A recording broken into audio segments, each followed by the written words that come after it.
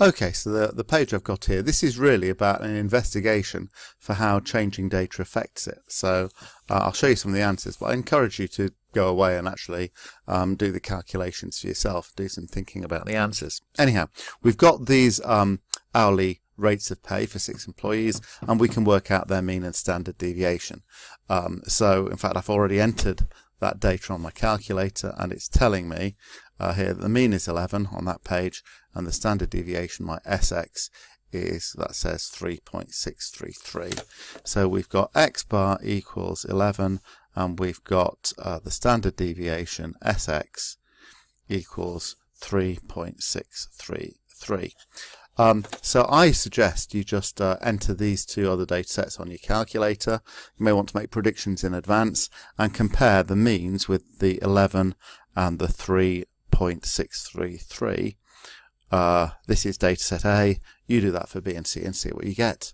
So pause the video and come back when you've got those values. Okay, well, if you've done that, then here's what you should get. Okay, so let's explain these results.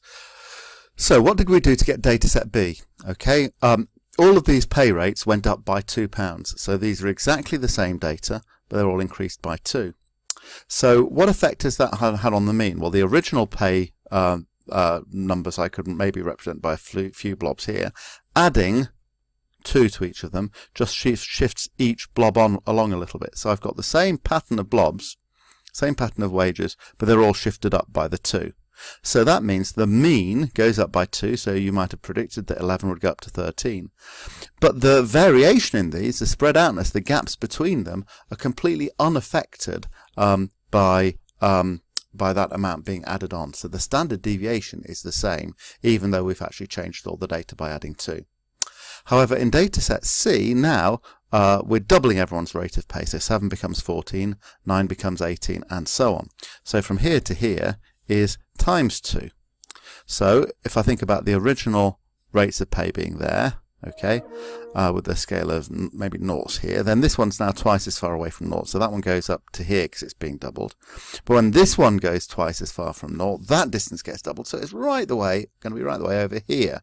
So the new set of data is going to be more like that sort of pattern, okay, with everything being doubled. So you can see that doubling the data not only is going to double the mean, so the mean will go from 11 to 22, but it also spreads the data out more. So that's why you see the standard deviation going from 3.633 to 7.266.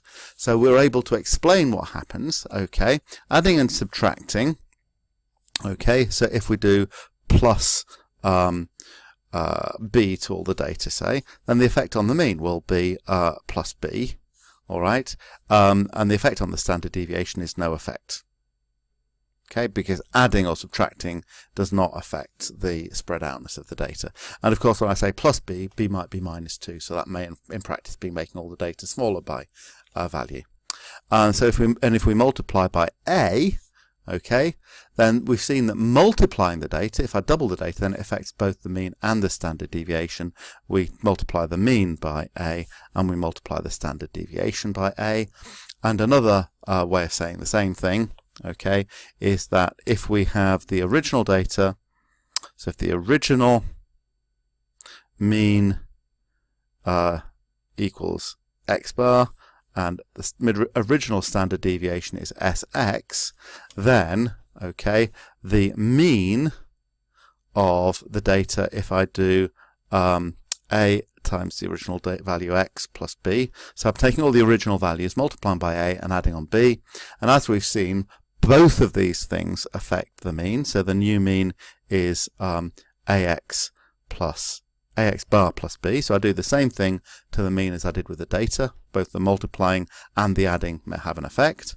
But if I want the standard deviation of AX plus B, okay, then the multiplying by A, so I'm starting with SX as my original standard deviation. Yes, I do multiply that by A because multiplying the data does scale up the standard deviation, but adding the B has no effect. So this is all I actually have. So it's just ASX. So you can learn these two formulas, but they're just based on the fact that adding a value or taking a value away affects the mean but not the standard deviation, whereas multiplying affects both.